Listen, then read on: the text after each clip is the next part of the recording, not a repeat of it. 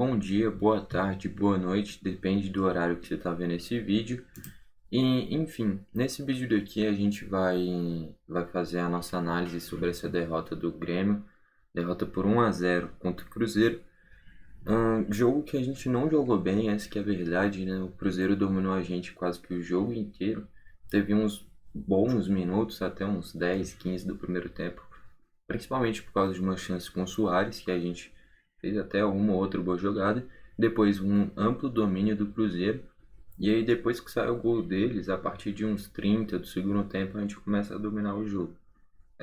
Mas enfim, o Cruzeiro foi muito dominante. A gente vai fazer aqui a nossa análise, dando as notas. E aí a gente já vai falando um pouquinho como é que foi o jogo, como é que foi o gol, enfim. Começando pelo gol, foi o Grando, né, o Gabriel Grando, o nosso Chapecó. E aqui já foi a primeira novidade na escalação, né? O Adriel. Cadê o Adriel? Adriel ficou no banco. Aparentemente ele deu uma entrevista falando como é que era os treinamentos para bola parada, para escanteios. Curiosamente a gente tomou um gol de escanteio. Não sei se tem alguma coisa a ver, mas algo curioso, né? E, enfim, por causa dessa entrevista ele foi barrado. Pelo menos foi isso que eu entendi, né? Enfim, a gente ainda bem que é muito bem servido de goleiros, né? Saiu o Adriel, que estava muito bem, entrou o Grando, que na minha visão também foi muito bem. Se não fosse ele, a gente teria perdido por 3, 4 gols. E ainda tem o Breno. Então a gente tem três grandes goleiros, mas o terceiro relacionado não foi nem o Breno, foi o Felipe Scheibe, no banco de reservas. Mas enfim, o Grando, no geral, vou dar uma nota 7. Foi muito bem, mas na minha visão poderia ter feito coisa melhor no gol do Cruzeiro.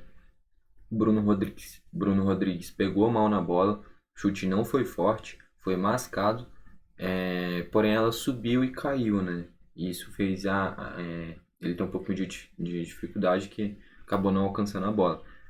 Para mim o erro principal não é do Grando no gol, muito longe disso, é de marcação. Na minha visão foi o Lucas Silva, inclusive. Eu olhei muito rápido o lance e aparentemente o que estava mais perdido e por onde a bola passou era o Lucas Silva. Posso estar errado, mas foi o que eu entendi. Mas enfim, achei que o Grando vacilou, dava para ter defendido. Mas no geral foi bem na partida. Dá uma nota 7. Na lateral direito, o João Pedro muito bem de novo. Titular absoluto na minha visão. Mesmo quando voltar o Fábio, para mim o João Pedro tem que se manter como titular. É um cara que é muito forte, um cara que quebra linhas, um cara que tem uma boa qualidade de passe, tem um cruzamento razoavelmente bom, é um cara que chega para finalizar, um cara que ajuda na defesa, salvou um gol que se fatalmente ia sair do Matheus Vital no primeiro tempo. E, enfim, gostei muito da atuação do João Pedro, nota 8. Bruno Alves, vou dar uma nota 6. 6. Fez uma partida regular até. O Kahneman dá uma nota 7. Achei que foi até que bem também. Diogo Barbosa, não achei que foi mal não. Achei que foi até que bem também, dá uma nota 6. No meio de campo, o Lucas Silva. Para mim aqui está o grande ponto do jogo e é o que, na minha visão, foi coisa importante para a gente perder essa partida. Na minha visão, o Lucas Silva nem jogou mal, fez o papel dele bem. Ele controlou o jogo, perdeu poucas posses de bola, fez o jogo acontecer, querendo ou não, apareceu para o jogo, não se escondeu, deu combate, chamou o jogo, distribuiu o jogo. Mas eu acho que ele atrasa demais o jogo do Grêmio. O Grêmio, a gente pode ver aí, é um time muito leve. E olha que não tem nenhum ponta de ofício nesse time. Mas o segundo volante é um Bitelo que faz quase todas as funções, corre demais. O Vina é um cara que faz todas essas funções de ataque. O Natan jogou mais aberto, mas também é basicamente um meia de origem. O Cristaldo várias vezes caiu pelas pontas. O Soares que era o único cara mais fixo. Então, uma movimentação era muito importante. E muitas vezes o Lucas Silva prendia o jogo, deixava o jogo devagar. E ao invés de deixar o jogo rolar, ele muitas vezes prendia a bola. Eu achei que ele fez o papel no estilo de jogo dele muito bem. Mas, por exemplo, se entra o Darlan no intervalo, eu acho que ia ser outro jogo. Porque o jogo ia fluir muito melhor na minha visão. É só uma forma que eu enxergo, né? Eu posso estar errado. Mas eu acho que essa derrota passa muito pelo Lucas Silva. E o gol da bola parada também. É, Tudo bem que eu vi o replay no máximo 4, 5 vezes e na hora do jogo. Mas pareceu ser o Lucas Silva. Se eu tiver errado, só me corrigir aí.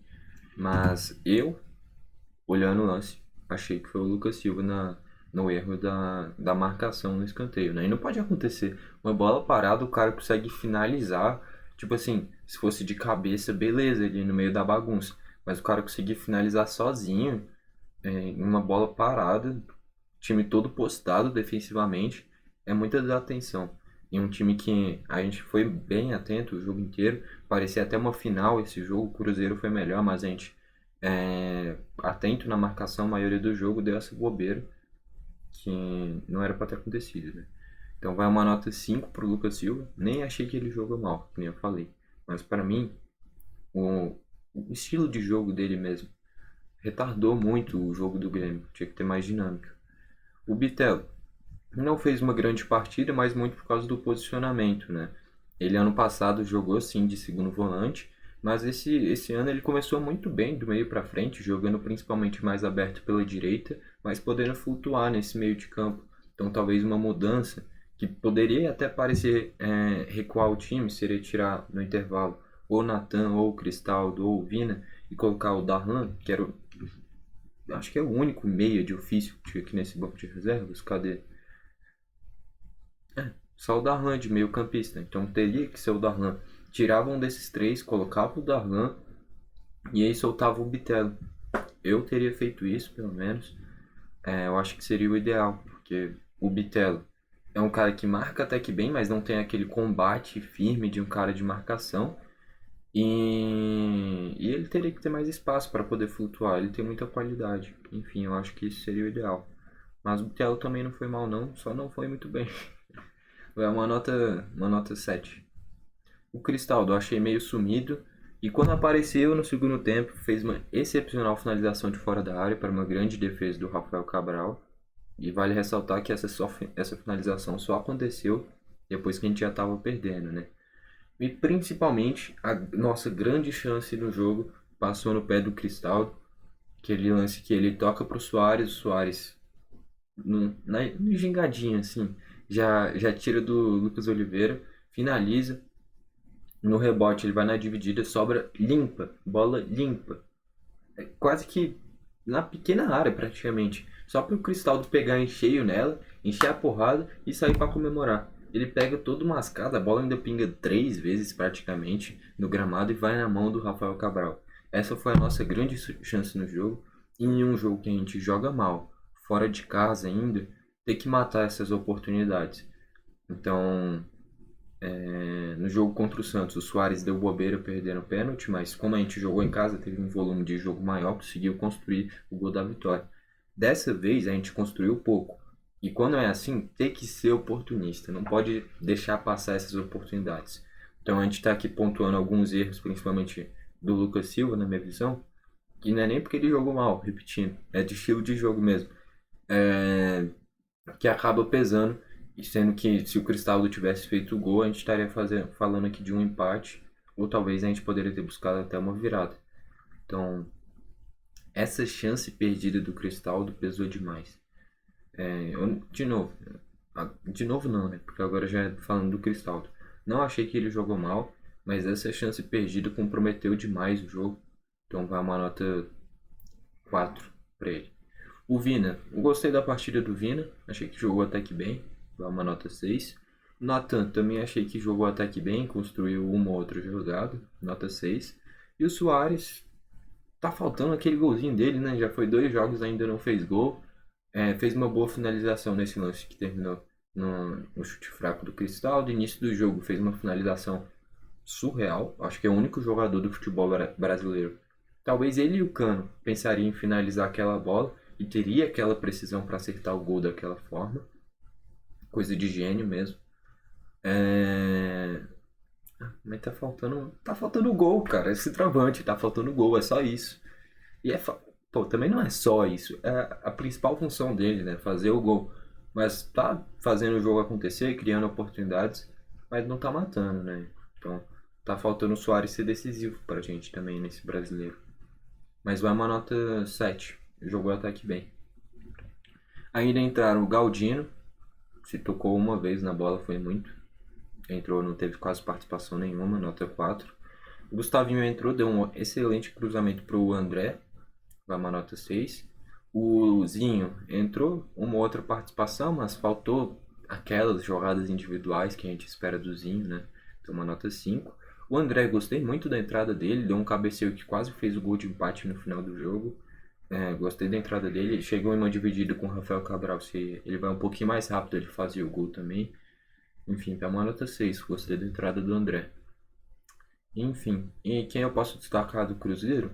Rafael Cabral no segundo tempo cresceu, né?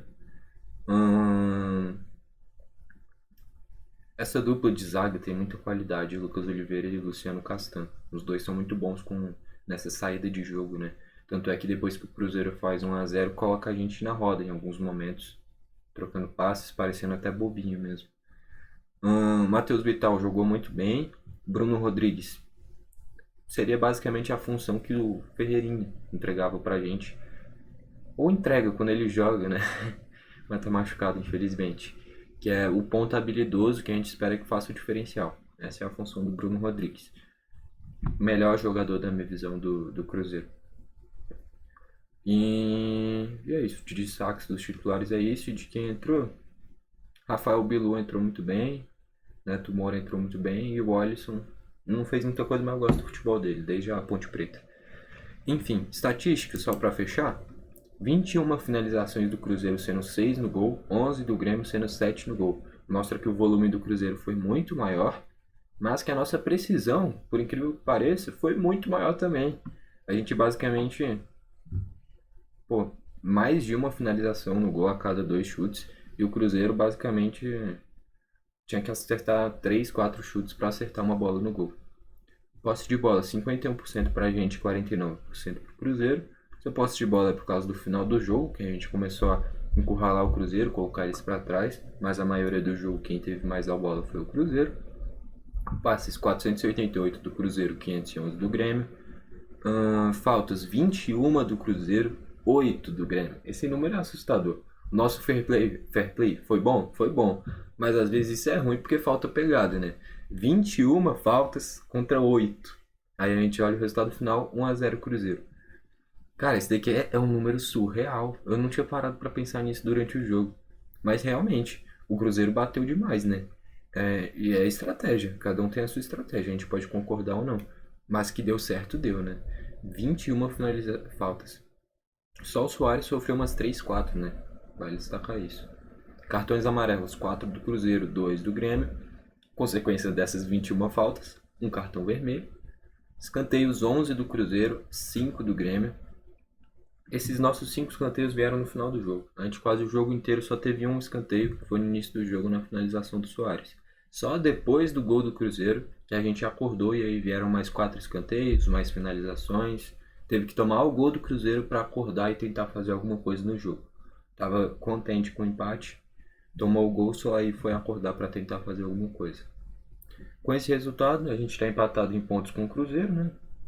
Cada um com 3 pontos. Tudo bem que é início de campeonato, então a gente não precisa nem olhar para a tabela, a gente está em 11º, mas não precisa nem olhar. A questão é, uma vitória dentro de casa, dever de casa cumprido. Uma derrota fora de casa, normal. E é um Cruzeiro que precisava da vitória, um Cruzeiro que vinha de maus resultados, perdeu na estreia, logicamente ia ter toda essa pressão. Não à toa, teve um apoio enorme da torcida e no final do jogo dá para ver a união dos jogadores do Cruzeiro. Mas pela qualidade do nosso time, pelos reforços, pela expectativa, querendo ou não, que a gente cria, eu imaginava pelo menos um empatezinho, talvez até uma vitória pelo nosso elenco. Na minha visão, posso estar sendo muito clubista, mas nosso time no papel é muito melhor do que o Cruzeiro, na minha visão. E, enfim, a gente sai com essa derrota, muito, na minha visão, muito por causa da postura, né? O Cruzeiro teve muito mais volume de jogo, a gente só foi crescer depois que estava perdendo.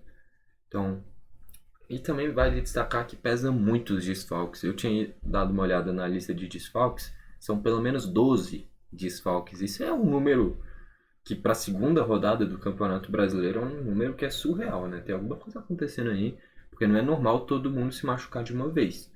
Ou é muito azar, ou tem alguma coisa errada.